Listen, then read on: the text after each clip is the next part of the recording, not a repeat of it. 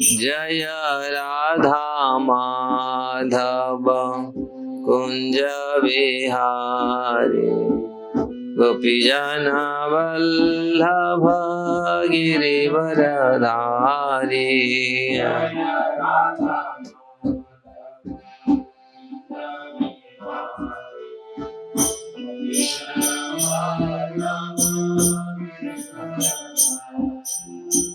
यशोदानंदन ब्रज जन रंजन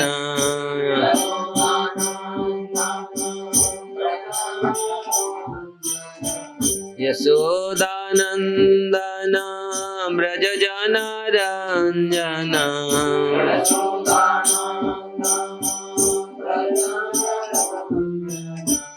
जमुना तीरवनचारी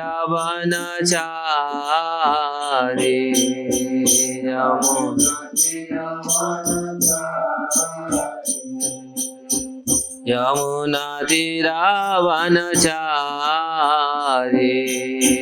यमुना। जय राधा माधव कुंज विहारी गोपीजन वल्लभ गिरिवरधारी।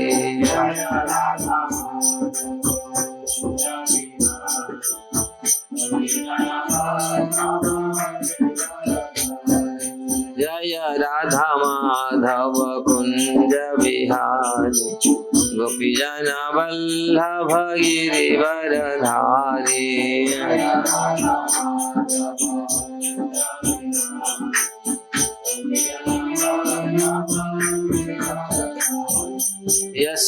यशोदानंदन ब्रज जन रंजन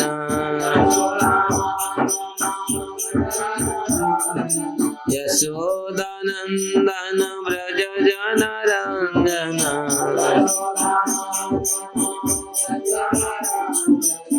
यमुना तीरवनचारी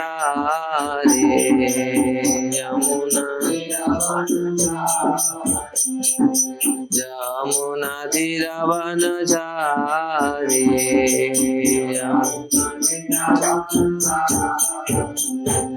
जय राधा माधव कुंज विहारी गोपीजन वल्लभ गिरिवरधारी।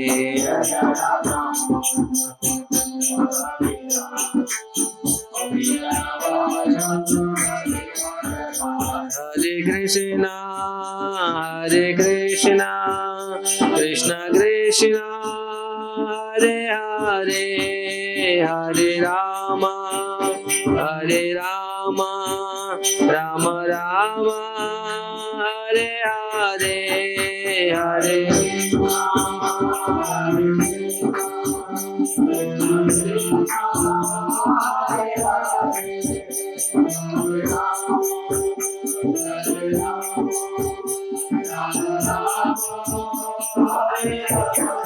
हरे कृष्णा कृष्ण कृष्ण हरे हरे हरे राम राम राम हरे हरे हरे।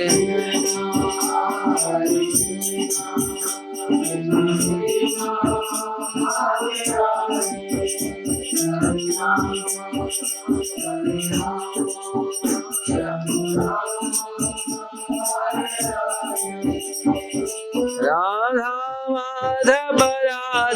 माधव राधे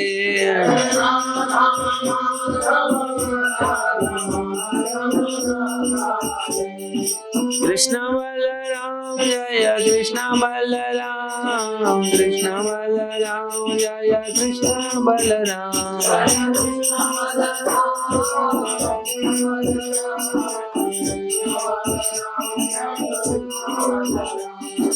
गौरनिताय जय गौरनिताय जय गौरनिताय।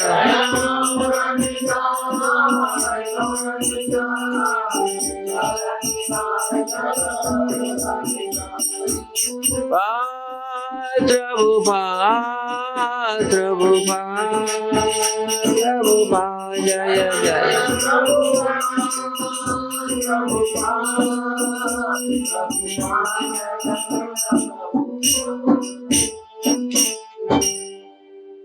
श्री श्री राधा माधव की जय, श्री कृष्ण बलराम की जय, श्री गौर निताय की जय, गिरिराज गोवर्धन की जय,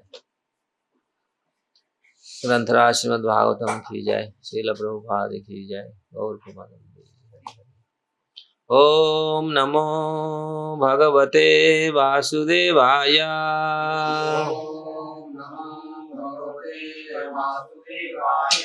ओम नमो भगवते वासुदेवाय।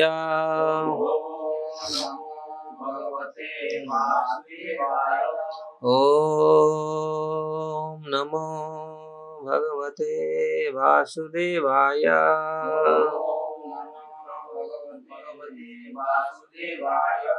नारायण नमस्कृत्य नरं चैव नरोत्तमं देवीं सरस्वतीं व्यास ततो जयमुदीरये। नाष्टप्रायेषु अभद्रेषु नित्यं भागवत सेवया भगवते उत्तम श्लोके भक्तिर्भवति नैष्ठिके। मुखं करोति वाचालं पङ्गुं लङ्घयते गिरिं यत्कृपातमहं वन्दे श्रीगुरुदेवतारिणं श्रीपरमानन्दमाधवं। सर्वशास्त्राधिपीयूषं सर्ववेदैकसत्फलं सर्वसिद्धान्तरत्नाढ्यं सर्वलोकैकदृक्पदं सर्वभागवतः प्राण श्रीमद्भागवत प्रभु कलिध्वंतदितादित्य श्रीकृष्ण परिवर्तितम् परमानंद पाठाय प्रेमवर्धक्षराय ते सर्वदा सर्वसेव्याय श्रीकृष्णाय नमस्तुमे। मदेक बंधु मत संगे मद्गुरु मद महाधन मन निस्तारक मद भाग्य आनंद नमस्तुते। असाधु साधुदायिन अति नीचो चतो करो आनावंच कदाचिन्या प्रेमणा हृत्कंठयो स्फुरः। श्रीमद्भागवतम की जय। श्रीमद्भागवतम 10th स्कंद 5th अध्याय श्लोक संख्या 29। श्रीनंद उवाच श्रीनंद उवाच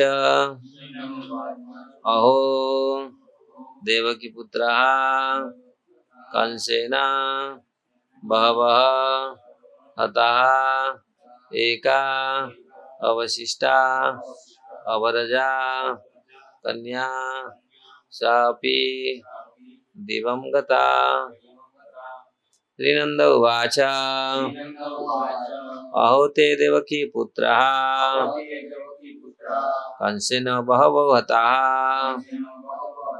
एकावशिष्टा वरजा कन्या सापि दिवं गता। श्रीनंद उवाच अहो ते देवकी पुत्रः कंसेन बहवो हताः एकावशिष्टा वरजा कन्या सापि दिवं गता। श्रीनंद उवाच अहो ते देवकी पुत्रः कंसेन बहवो हताः एकावशिष्टा वरजा कन्या सापि दिवं गता।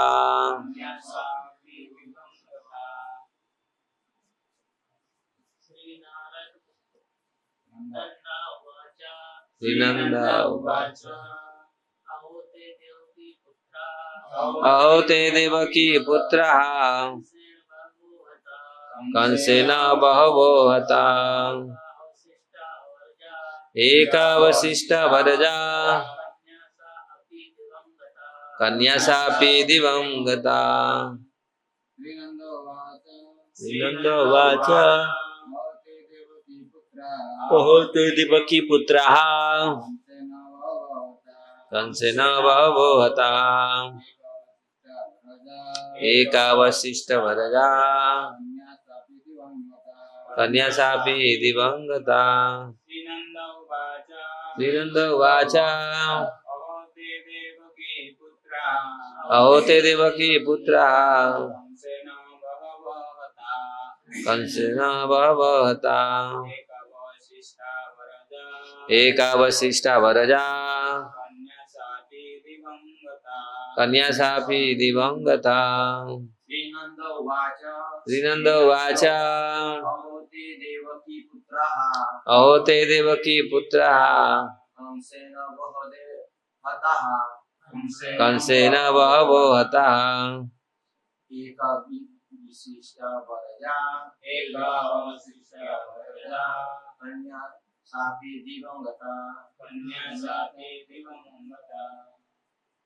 श्रीनन्दोवाच नंद महाराज ने कहा अहो हाय ते तुम्हारे देवकी पुत्र तुम्हारी पत्नी के सारे पुत्र कंसेना कंस द्वारा बहवः अनेक हतः मारे गए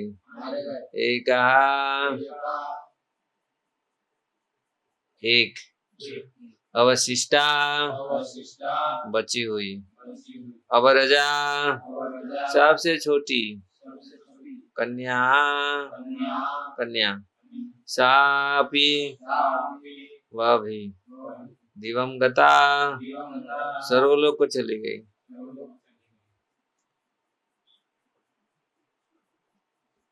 श्लोक का अनुवाद तात्पर्य श्रील प्रभुपाद की जय। नंद महाराज ने कहा हाय राजा कंस ने देवकी से उत्पन्न तुम्हारे अनेक बालकों को मार डाला और तुम्हारी संतानों से सबसे छोटी एक कन्या स्वर्गलोक को चली गई। तात्पर्य जब वसुदेव ने नंद महाराज से यह जान लिया कि कृष्ण के जन्म तथा यशोदा की कन्या से उत्पन्न बदले जाने का रहस्य अब भी खोला नहीं, तो वे प्रसन्न थे कि सब कुछ ठीक से चल रहा है।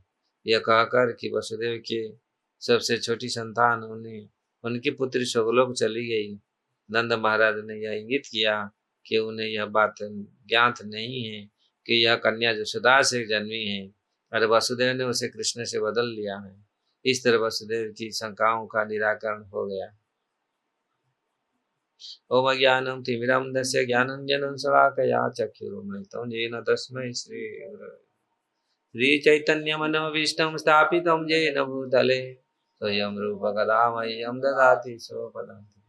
वन्देऽहं श्रीगुरु श्रीयुक्तपदकमलं श्रीगुरु वैष्णवांश श्रीरूपं सागरजातं सागर रघुनाथनित्यं त्वं सजीवं साद्वैतं सावधूतं परिजन सहितं कृष्ण चैतन्य देवं श्री राधा कृष्ण पाद सहगण ललिता श्री विशाखान्ता।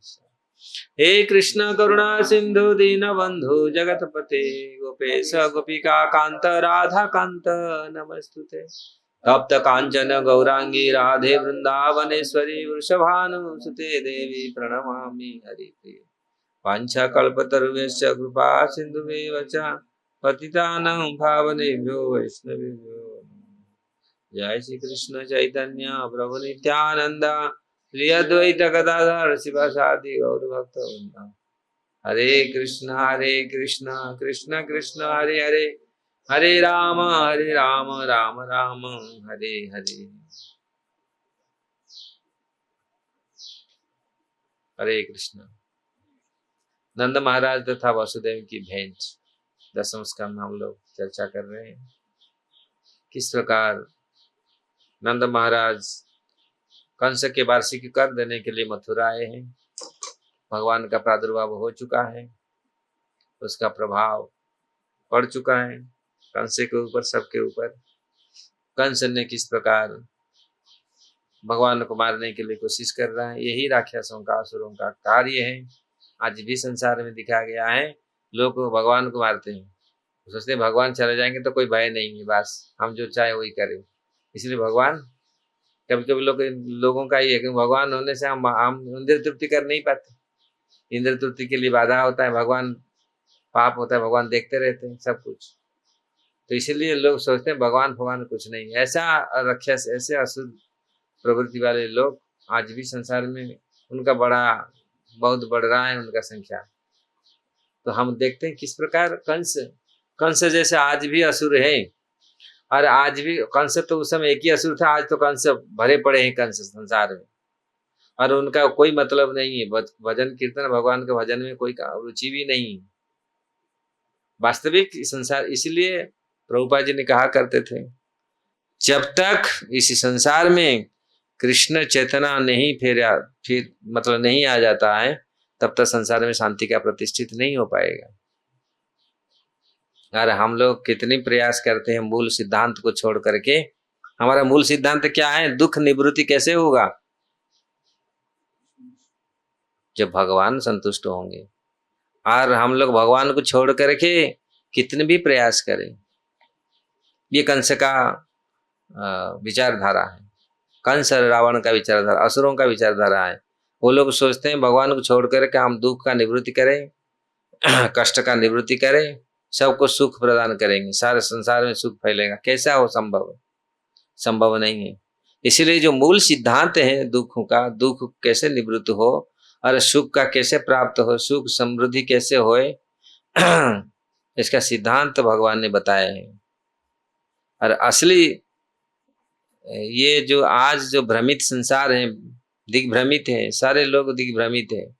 वो सोचते हैं हम भगवान को छोड़ करके हम हमारे भौतिक उन्नति, भौतिक साधन, सुख सुविधा हम प्राप्त कर सकते हैं। यही उनका गलती है, ये भूल है, ये बहुत बड़ा गलती है। जब तक मानव का चेतना कृष्ण चेतना में नहीं आता है, कृष्ण चेतना नहीं बनता है, तब तक जगत में शांति का प्रतिष्ठित नहीं हो पाएगा, सुख शांति का प्राप्त नहीं हो पाएगा। चाहे कंस हो चाहे रावण, उन्होंने बहुत प्रयास किए। रावण, कंस, ये लोग सोचे भगवान को मार देंगे और हम तो राजा हैं, हम जो चाहे वो इच्छा से हम करें। तीन का चिंता है, उनका भावना है और उनका कार्य भी यही है। आज भी जगत में ऐसा ही करते हैं लोग, ऐसे कंस भरे पड़े हैं। भगवान जरूरत नहीं है, भगवान क्या दिया है, भगवान कौन है, भगवान कोई देखा है, कुछ है? इसी प्रकार स्टेटमेंट भी आज लोग दे रहे हैं, भगवान कुछ नहीं है। आज दो तीन दिन पहले पेपर में मैं देखा, हिंदी पेपर में दिया है, कर्नाटक का, तमिलनाडु का एक ऐसे तथाकथित मंत्री ने ऐसे बयान दिया है। रामफाम हमको जानते नहीं, हम किसको जानते हैं? हम ये चोल राजा को जानते। चोल राजा ने ऐसे ऐसे बनाया, चोल राजा का हिस्ट्री लिखा हुआ है पत्थर में। राम पुराना हो गए तो अभी चोल राजा भी चले जाएंगे और एक ऐसा आएगा, अब 2000-3000 साल पहले बोलेंगे चोल राजा भी कोई नहीं हुआ था, चोल राजा को हम मानते नहीं, हम तो अभी दूसरा उस समय का जो दूसरा होगा नेता उसको मानेंगे। तो ऐसे समय पर ऐसे बदलते नहीं होता। लोग जिस प्रकार बोलते हैं हम तो सुभाष चंद्र बोस को जानते नहीं, महात्मा गांधी को जानते नहीं, लेकिन थे, पुराना हो गए। तो इसीलिए संसार में इस प्रकार लोग बयान देते हैं, इस प्रकार भावना ऐसे आती है। तो ऐसे कंस जैसे लोग, असुर सब चिंताधारी वाले लोग इस प्रकार बयान देते हैं। लेकिन भक्त का जो सिद्धांत है, तो शास्त्र के सिद्धांत पर चलने से ही संसार में सुख समृद्धि हो सकता है, शांति को प्राप्त कर सकते हैं। मृत्यु को, कष्ट को मार नहीं दिया जाता। ये लोग सोचते हैं कष्ट को हम खत्म कर देंगे, दुख को दूर कर देंगे। दुख कैसे दूर होगा? ऐसे ही दूर होगा? दुख दूर करने के लिए किसी का सामर्थ्य है? भवेस्मिन् क्लेशमानानाम अविद्या काम कर्म। लोग जगत में दुख क्यों आएगा? अभी आज यहाँ पर बोल रहे हैं नंद महाराज श्री नंद उवाच है ना। नंद महाराज किसको बोल रहे हैं? वसुदेव जी को। वसुदेव जी को बोल रहे हैं, वसुदेव जी आप बहुत कष्ट सहन किया है। देवी कि आपका पुत्र को कंस ने पटा पटा के मार दिया है, और लास्ट पुत्री बची थी, उसको भी वो स्वर्गलोक चली गई। तो कहने का तात्पर्य है, आगे आकर दूसरे श्लोक में वो वर्णन करेंगे, खोलेंगे इस चीज को, क्योंकि संसार में दुख होता है। दुख क्यों प्राप्त करता है व्यक्ति? अविद्या काम कर्म। कुछ ऐसे दुख होता है हम अविद्या के कारण। अविद्या क्या है? विद्या जो नहीं है, विद्या नहीं है, अज्ञान। अज्ञानम तिमिरांधस्य ज्ञानंजनम शलाका। इसलिए हम लोग गुरुदेव जी को प्रार्थना करते हैं, अज्ञानम तिमिरांधस्य ज्ञानंजनम शलाकया चक्षुर्मिलितम येन तस्मै श्री गुरवे नमः।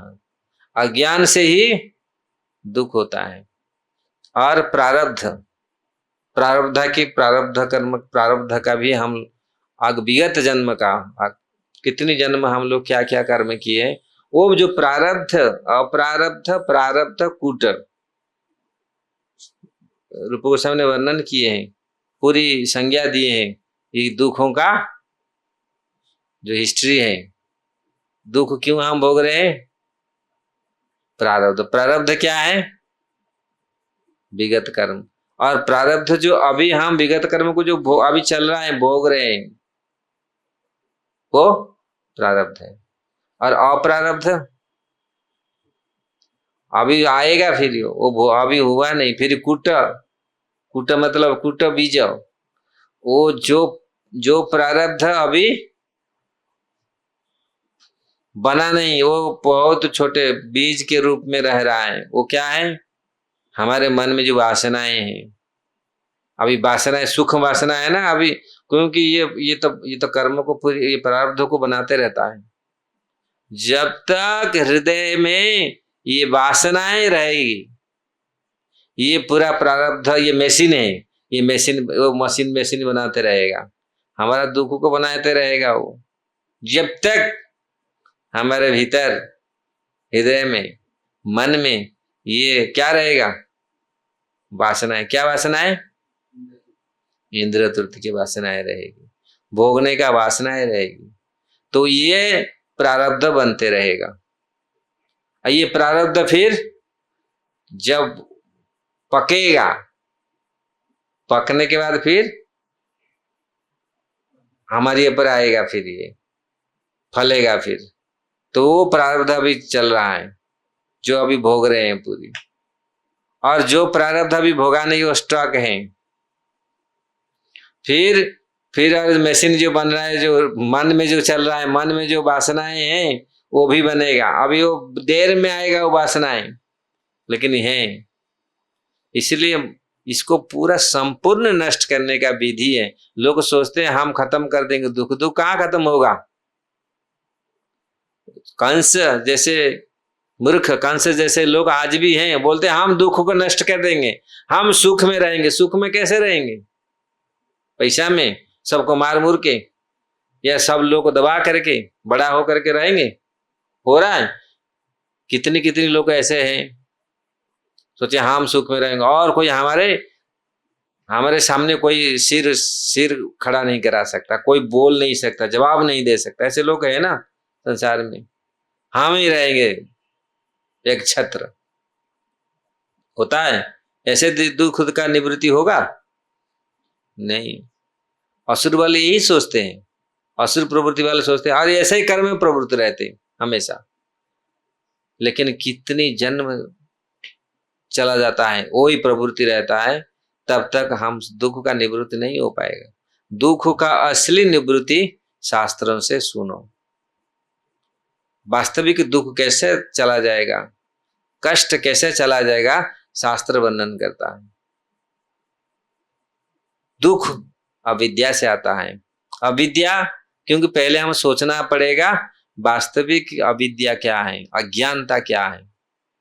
हमें ज्ञान में स्थित होना पड़ेगा। ज्ञान जो होगा हमको सही सही मालूम होगा। कल हम लोग बोल रहे थे ना, कल पढ़ रहे थे ना, सत्मूलक ज्ञान, सत्व सत्व सत्व गुण का ज्ञान क्या है? क्या श्लोक है? प्रवृत्तिंच निवृत्तिंच जनाना कहा तुझा मानस। कल ये श्लोक तुम पढ़ा था ना, कौन सा अध्याय है?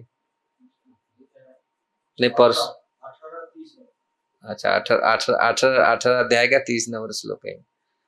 जो सतगुण का ज्ञान है, वास्तविक ज्ञान क्या है? वो ज्ञान सतगुण का ज्ञान,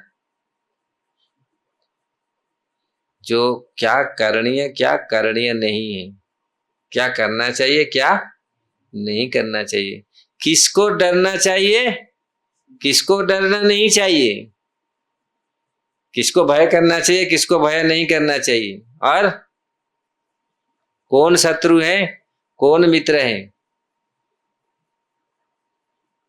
इसका ज्ञान ये सतगुण का ज्ञान है। किससे हम डरे किससे हम नहीं डरे, कौन हमारा शत्रु है कौन हमारा मित्र है, ये सतगुण वाले जो सतगुण में रहेंगे ये हमको समझ में आएगा कि वास्तविक हमारा शत्रु कौन है। तो फिर हम उससे किससे डरना चाहिए किससे डरना नहीं चाहिए, और ये चीज ज्ञान ये सतगुण का ज्ञान है। रावण ने क्या किया, किससे डरना चाहिए था? मेन चीज भगवान से डरने का नहीं, भगवान से तो प्रेम करने का है। डरने का किससे? पाप और अपराध से। पाप और भगवान से थोड़ी भगवान डराते हैं किसी को क्या? भगवान से डर, भगवान से हम डरेंगे नहीं, भगवान से हम तो अविरल प्रेम करेंगे, भगवान से डरने का नहीं। भगवान क्या बोलते, मारेंगे पीटेंगे क्या? अरे यमराज से लोग डरते हैं। लेकिन डरना किससे? पाप और अपराध से। तो भक्त रावण ने डरा, कितनी पाप किया, कैसे पाप किया? सबसे बड़ा पाप क्या? सीता माता को उन्होंने अपहरण करके ले गया, सोचा भी नहीं।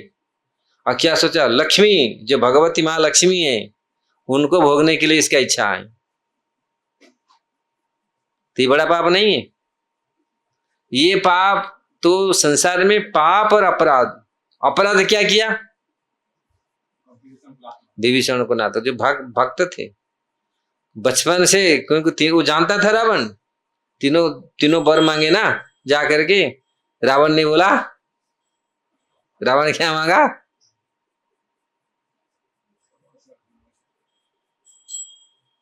रावण कुंभकर्ण और विभीषण ने वर मांगा था ब्रह्मा जी को।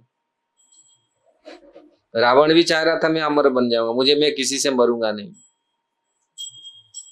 भगवान ब्रह्मा जी बोले मैं तो अमर हूं, आप कैसे? फिर ऐसे घुमा फिरा के मांगा, नहीं ऐसे नहीं मरूंगा, ऐसे नहीं, ऐसे मुझे कोई नहीं मार सकते, ऐसा ऐसा। ये मतलब सबको मांग लिया लेकिन भूल गया मानव को।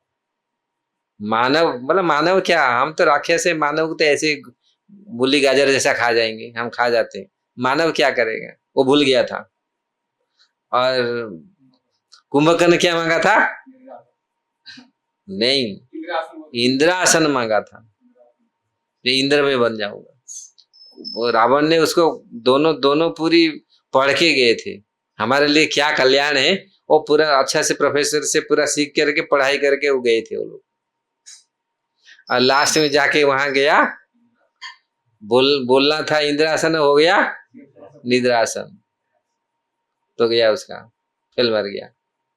लेकिन विभीषण ने बचपन से ही भगवान का भक्ति था, तो उन्होंने जाके जब देखा तो उन्होंने प्रभु का भक्ति मुझे चाहिए, बस मुझे शुद्ध भक्ति चाहिए, उनके चरण में अविरत अविकल भक्ति मुझे चाहिए, मुझे और कुछ नहीं चाहिए। वो जानता था रावण देखा ये तो भक्ति, लेकिन उसको नाथ मार के भगाया। तो इसीलिए अपराध को डरे रावण कितना था, कितना बड़ा था, क्या क्या करता था, लेकिन वो अपराध के कारण खत्म, पूरी वंश नष्ट हो गया।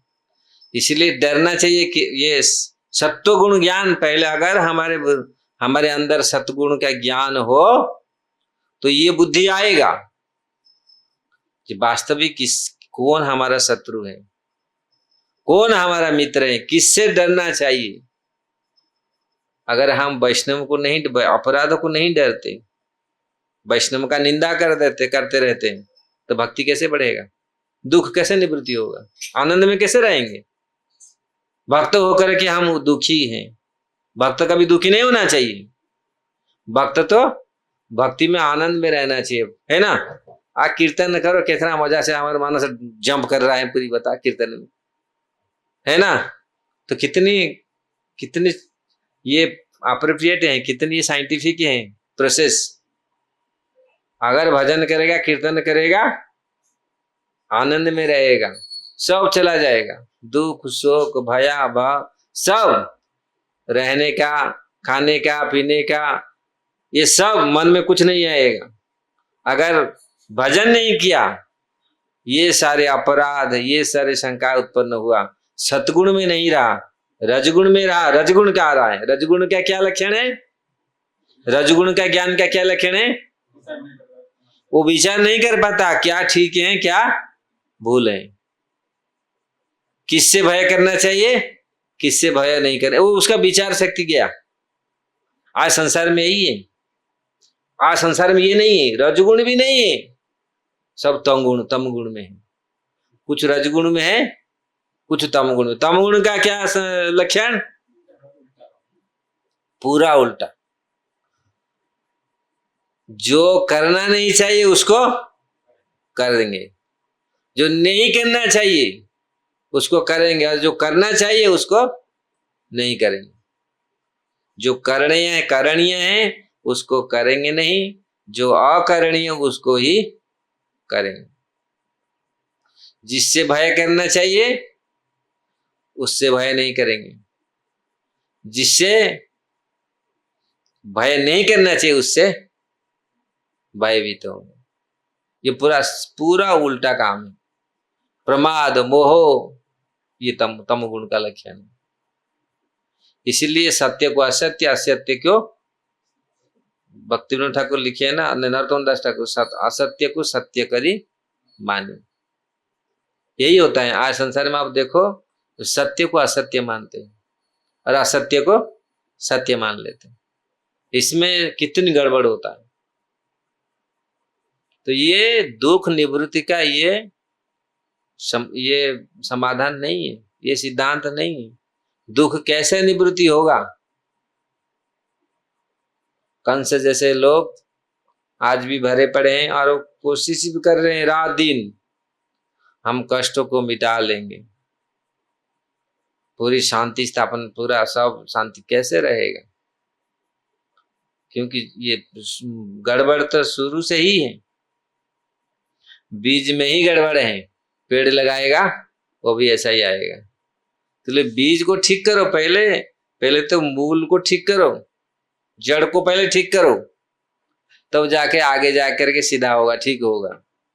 तो पहले हमारे ज्ञान को ठीक करो, पहले सतगुण, पहले शुद्ध ज्ञान, कृष्ण चेतना का ज्ञान पहले आहरण करो। इसीलिए हम गुरुदेव से बोलते हैं अज्ञानम तिमिराम धस्य ज्ञानंजनम सड़ाकया। तो ये प्रॉपर ज्ञान होना चाहिए बहुत। तो अज्ञानम जो यहाँ पर बोला, अविद्या काम कर्म, जो अविद्या है, अज्ञानता है, ये किस प्रकार दुख का कारण है। तो सतगुण के ऊपर शुद्ध सत्व है। तो इसीलिए जितना भी प्रारब्ध कर्म जीव भोग कर रहा है, तो ये प्रारब्ध कर्म, ये दुख निवृत्ति कैसे होगा, श्रवणम स्मरणम ह्याणी करिष्ये नितिकेचन।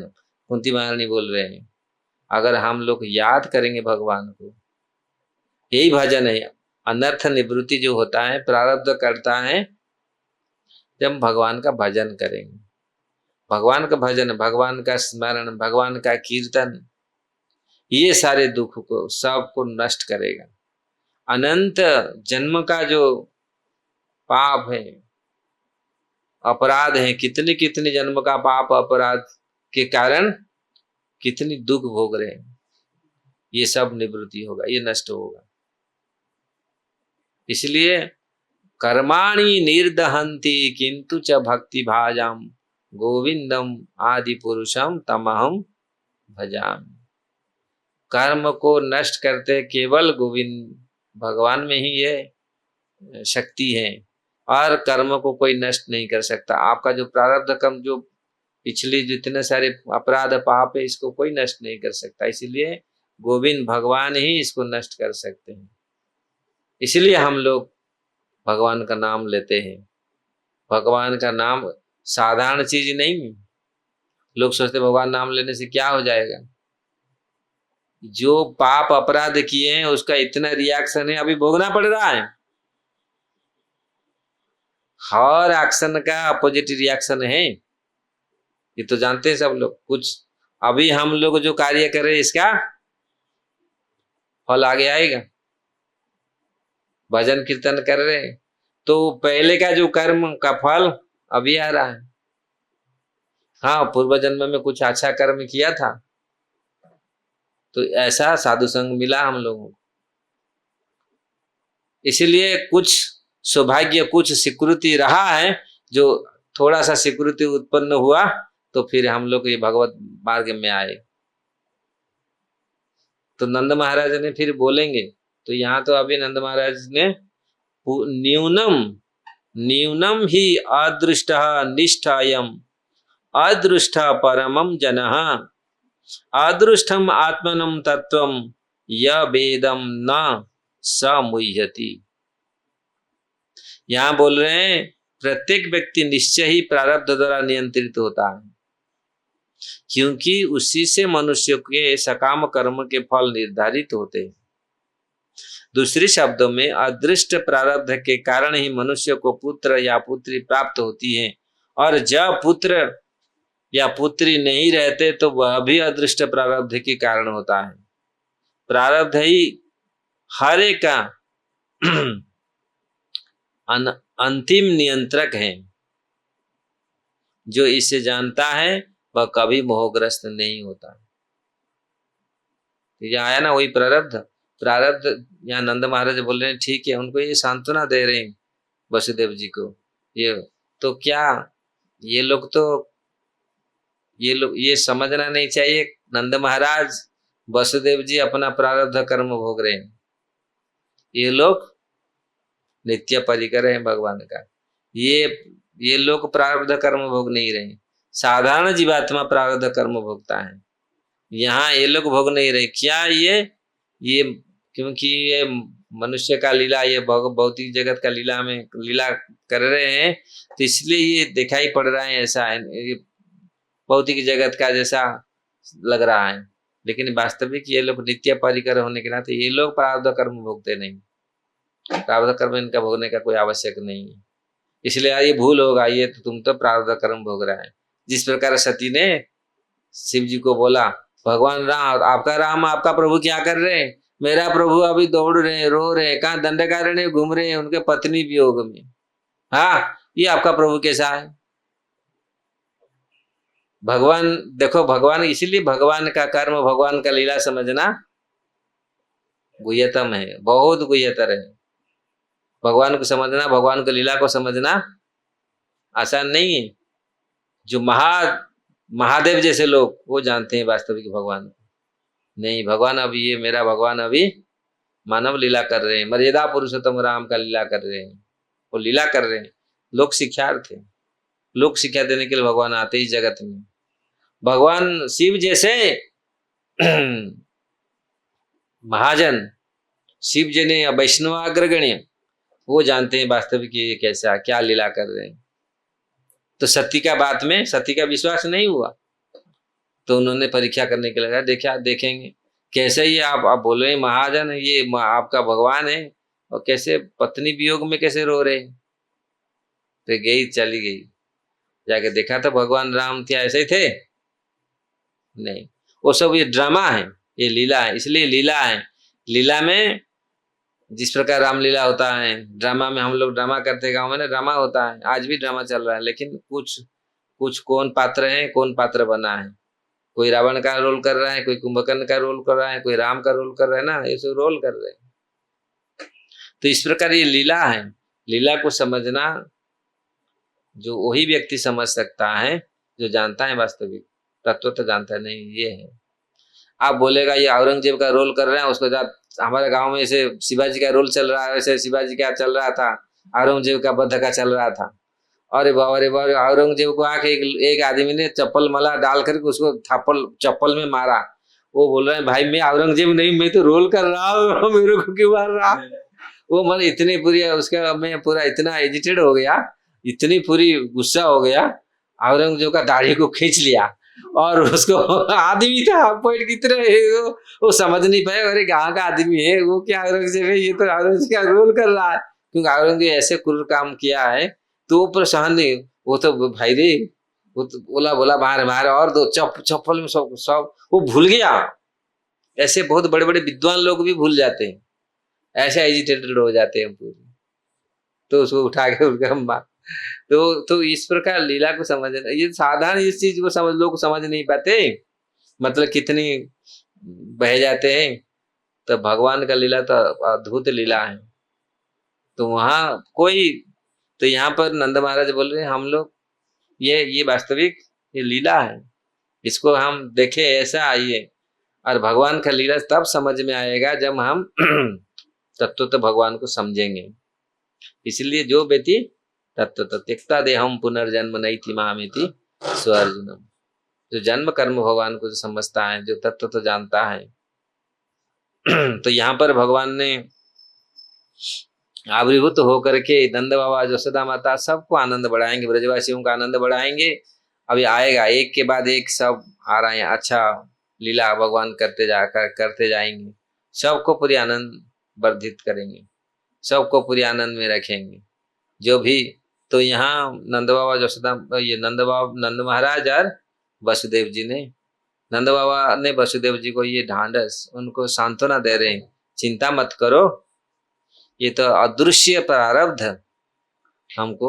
इसीलिए भौतिक जगत में हम लोग जो गुस्सा हो जाते ना, ये किया मेरा, ये मेरा नींद हराम किया, भज गोविंद बोलता है ये इसके कारण मेरा आज नींद नहीं हुआ। अरे ये अदृश्य प्रारब्ध है, ये प्रारब्ध और अदृश्य गुण, ये गुण के चक्कर है, गुण हमको बांध रखा है ना। तो गुस्सा करने से क्या होगा, ये आदमी मुझे किया, ये आदमी क्या, वो तो आया है, उसका कहाँ से प्रेरित होके आया, वो पूरा जब तक्षक आया, तक्षक नाग ये करने के लिए, तक्षक वो नाग यज्ञ भी किए, उसको सबको मारे। जहां भी शास्त्र ने वर्णन किए कि क्या किया गया है, तो बोला वो मैं तो दैव प्रेरित होके आया। सांप बोलता है मैं तो दैव प्रेरित होकर, मैं क्या काटू, मैं कितनी लोग है, मैं किसको काटा नहीं, इसको क्यों काटा। कभी कभी लोग सोचते हैं ना ये सांप काट दिया, ये तो बदमाश है, उसका 100 पीस हम काट के 100 पीस कर दें, कर देने से क्या होगा, काट तो दिया, मर तो गया, है ना। और गांव में ऐसा था, दैव प्रेरित, वो दैव प्रेरित होके आता है, काल दैव प्रेरित होके आता है, वो थोड़ी है उसका कारण। हम लोग सोचेंगे यही तो मेरा क्या परीक्षित महाराज बोले यही ऋषि मेरा, ये ऋषि का बेटा ने ऐसा कर दिया, ये दैव प्रेरित है, अदृश्य प्रारब्ध, इसको समझे, ये अदृश्य प्रारब्ध। इसलिए यहाँ नंद महाराज बोले अदृश्य प्रारब्ध है, अदृश्य गुण है। गुण देखो, गुण कैसे चल रहा है, सुबह तो अच्छा लग रहा है यार, दोपहर में भज गोविंद आय निद्रासन खा भी के बातुल, रात में भी ऐसा ही, ये सब गुण का प्रभाव है, सत्गुण रजगुण तमगुण का प्रभाव। तमगुण जब आता है, कितना भी क्लास में भी आ जाता है नींद, कितना भी कोशिश करो थापड़ नहीं लगाते हैं, नींद आ जाते हैं पूरी रहते हैं। तो इसलिए ये अदृश्य प्रारब्ध अदृश्य गुण है, ये गुण प्रवाह है, ये प्रारब्ध का प्रवाह है। इसलिए उसको रोकना कैसे, ये कैसे खत्म होगा, दुख कैसे निवृत्ति होगा। आज जब हम भगवान का कथा सुनेंगे, भगवान का नाम ग्रहण करेंगे, श्रवण करेंगे, श्रवण स्मरण यानी करिष्य नीति के चलन, जब श्रवण कीर्तन हम जोर से करेंगे, ये सब कटेगा, ये प्रारब्ध सब कट जाएगा। कबे हवे बोलो से दीन आमार अपराध घुंची, शुद्ध नामे रुचि कृपा बोले हवे हृदय संचार। कबे हवे बोलो से दिन, कब होगा, कैसे, किस दिन हम अपराध कभी नहीं करेंगे, वैष्णव का कभी क्रिटिसाइज नहीं करेंगे, निंदा नहीं करेंगे, वैष्णव को देख करके दंडवत करेंगे, प्रणाम करेंगे, कभी मन में ऐसा नहीं आएगा निंदा करने का, सोचेंगे ही नहीं। अपराध घुंची, जब अपराध चला जाएगा, वैष्णव तो पाप के लिए, पाप को तो डरते हैं, पाप कभी नहीं करना चाहते। किसी चिट्ठी को मारने के भी दुख होता है, क्यों चिट्ठी को मार दिया हम, ऐसे नहीं ये चिट्ठी को मारो, उसको रगड़ो, पूरी खत्म करो, मच्छर को खत्म करो, नहीं, वैष्णव के किसी चीज को खत्म नहीं करता। सारे जीवात्मा में देखता है परमात्मा को, सारे जीव में परमात्मा को देखता है, इसलिए अपराध से डरता है। नहीं, अपराध नहीं, वैष्णव अपराध, नाम अपराध, धाम अपराध, ये नहीं होना चाहिए। अपराध घूंच जाएगा, अपराध चला जाएगा। अपराध घूंची शुद्ध नामे रुचि कृपा बोले हवे हृदय, तब कृपा हमारे हृदय में संचारित होगा, कृपा हम आएगा, फिर बल आएगा भगवान का भजन करने के लिए। फिर ये सब जो कायरता, निर्बलता, आलस, ये सब भाग जाएगा, मन में ये सब दुविधा, कष्ट, ये सब चला जाएगा। भगवान का नाम आने से ही उत्फुल्लित होगा, आनंदित होगा हृदय। कृपा बोले हवे हृदय संचार। इसमें भक्ति ठाकुर बहुत सुंदर गीत लिखे, एक बाई स्टेप अगर हम अच्छा से भजन करते हैं, अपराध चला जाता है, स्टेप बाय स्टेप पूरी कैसे उन्नति होता है। तो इसलिए ये अदृश्य प्रारब्ध को समझिए, अदृश्य गुण को समझिए, उसको हम दूसरी ऊपर गुस्सा करके यही तो मेरा भजन में बाधा डाल रहा है, यही तो मेरा, नहीं तो मैं तो बड़ा भक्त बन जाता एक साल में, यही मुझे दिया नहीं ऐसा। कभी कभी हम लोग दूसरे को देते हैं, अरे भजन करो, भजन तेरे मुंह को कोई बंद करके, जीव को कोई फाड़ के रखा है, भजन करो, मन को कोई रखा है, कोई बंद करके, बांध के मन को रखा है कोई? हाँ रखा होगा, कौन रखा होगा? भोग, स्त्री, पुत्र, परिवार रखे है ना, वो फाड़ के रखे, तो फिर वो दोष दे रहा है, ये महाराज ने मुझे ऐसा कर दिया, ये भक्त ने ऐसा कर दिया, है ना, बोलते हैं हम लोग। अरे हमारा तुम्हारा मन को फाड़ के, तुम्हारा जीव को कोई फाड़ के रखा है? फाड़ के रखा कौन? घर परिवार, पुत्र परिवार है ना, स्त्री पुत्र परिवार, वो लोग माइंड को खींच के रखे और बोले हम एक साल में बड़ा भक्त बन जाएगा। बड़ा भक्त बन जाता है एक साल में, लेकिन ये लोग से मेरे को बाधा डाल दिया। मन तो स्थिर नहीं है, मन तो बांध के रखे, ये लोग भोग बांध के रखा है। तो भोग को छोड़ो, भोग छोड़े तो हाँ, ये चीज, ये सिद्धांत को हम समझ नहीं रहे, इस तत्व को हम देख नहीं रहे। हम लोग सोच रहे ये तो मेरा बड़ा, और इसके पीछे चढ़े झगड़ा करते। साधारण देखो, जितना अभी मंदिर में झगड़ा आता है इसी कारण है। अगर ये समझे ठीक है, मेरा तो प्रारब्ध, देखो नंद महाराज बोल रहे हैं ऐसे चुप, ऐसे मत करो, ये तो प्रारब्ध करे हमारा अपना, ये है बस, मन लगाओ भगवान में, यही है। अगर हम मन भगवान में लगाएंगे, मन को लगाने के लिए कोई बांध के रखा है क्या? मन को बांध के रखेंगे भोग, अब भोग चला जाएगा तो भक्ति करेंगे, तो फिर मन बंधेगा भगवान में, तो फिर बल, फिर पूरा हृदय पूरी सुदृढ़ होगा, मन सुदृढ़ होगा। नहीं तो मन आज 2 दिन इधर, काल परसों उधर भागेगा, लेके पूरा सारा संसार घूमता है संसार। आज इधर चला, प्लान बनाता है ना बाजू गोविंद, प्लान बनाता है, आज ये प्लान बना, कल वो प्लान बना, 1000 प्लान गया, 1000 प्लान बन रहा है, मन अशांत है। मन को बांधना है तो भजन करो, नाम करो अच्छा से, कोई नाम में रखो पूरी वृत्ति हो जाओ नाम में, नाम अच्छा से करो। जहां बैठ के हरे कृष्ण, ये चलेगा नहीं, अच्छा से नाम करो। और नाम करेंगे 16 माला 2 घंटा अगर मन को आप एकाग्र कर लिया, फिर धीरे धीरे 24 घंटा मन एकाग्र होगा। और 2 घंटा में पूरा 2 घंटा 5 मिनट मन थोड़ा सा मन भगवान में लगा होगा और पूरी शेष ऐसे ही भाग रहा है, पूरी जब चल रहा है भाग रहा है पूरी, ये कहाँ होगा? तो अविद्या कहाँ नष्ट होगा? प्रारब्ध कैसे नष्ट होगा? हम चाहते हैं अच्छा भक्त बने, बड़ा भक्त बने। बड़ा भक्त क्या ऐसे ही हो जाएगा? किसी को दोष देने से बड़ा भक्त हो जाएगा? भजन करना पड़ेगा, मन को एकाग्र करना पड़ेगा। और मन जिसका एकाग्रता है, एकाग्र है, मन जो लगाता है, जो भजन, वही लाखपति वही करोड़पति बनेगा। जिसका मन भगवान में लगा हुआ है, 2 घंटा 4 घंटा 5 घंटा मन को भगवान में लगा है, एकांत में बैठता है तो भगवान चिंतन करता है, भगवान कैसे हैं, कहाँ पर है भगवान, अभी क्या कर रहे हैं भगवान, अभी भगवान क्या कर रहे हैं? कभी सोचा कभी भगवान क्या कर रहे हैं, अभी क्या कर रहे होंगे? फिर मन में आया गिरिराज में बैठे, गिरिराज के दर्शन के, भगवान इसी में आ रहे थे 5000 साल पहले, यही आके गाय चराते थे, अभी भी आ रहे हैं। देखा कभी भगवान को? यहाँ भगवान कहाँ दिखेंगे? जब मलिन अंतकरण में भगवान कहाँ दर्शन होगा? होगा कभी? अंतकरण मलिन अंतकरण है, मिरर साफ नहीं है, इसीलिए महाप्रभु बोले चेतो दर्पण मार्जन, चित्त को शुद्ध करो। और चित्त मलिनता है, चित्त में क्या आएगा? वो कचरा है। जो टेप रेकर्ड सुई लगाते हैं ना, हम मारते हैं, क्या आएगा? कोई कचरा संग आएगा, कचरा संग आता है। और वो फिर मन को, आय बाप रे बाप, मन को ऐसे ही फिर उठाता पकाता। तो पहले टेप में तो भरो, चित्त में तो भरो, चित्त को शुद्ध कर, चित्त में तो चेतना भरो, कृष्ण चेतना।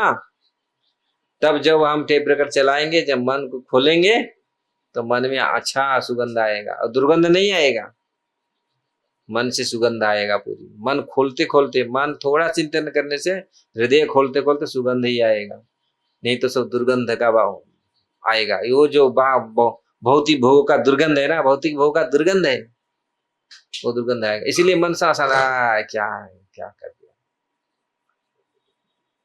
ये चीज को हम देखते नहीं। अभी से साधो, मन को अभी साध लो, मन को अभी साधेंगे तो भविष्य में हम फल पाएंगे।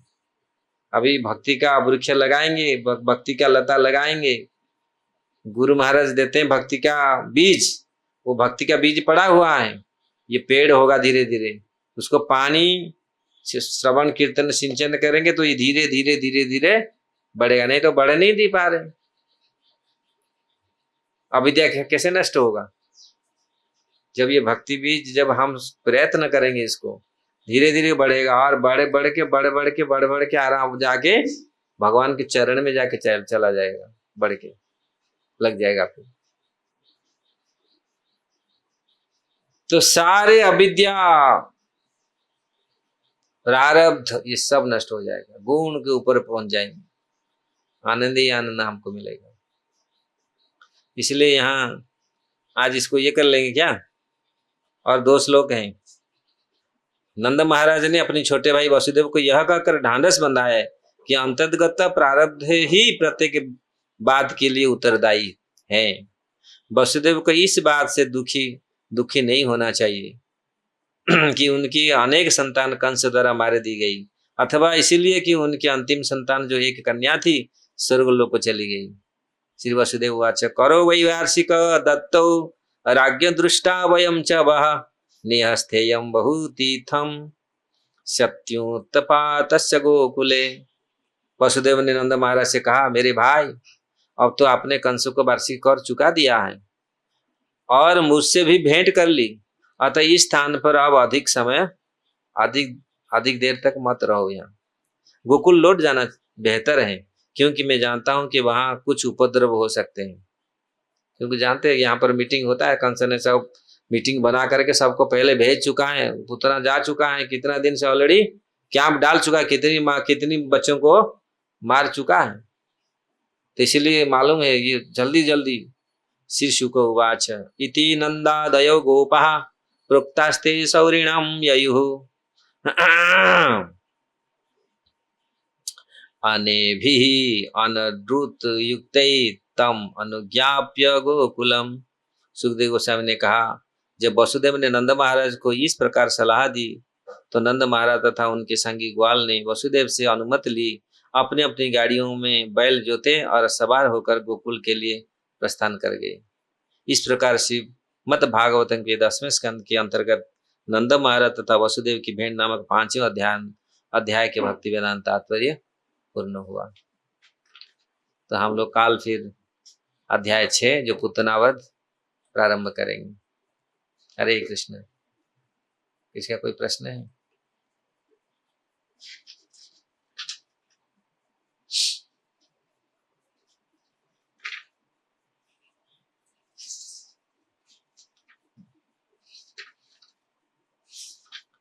ग्रंथराज श्रीमद् भागवतम की जय। श्रील प्रभुपाद की जय।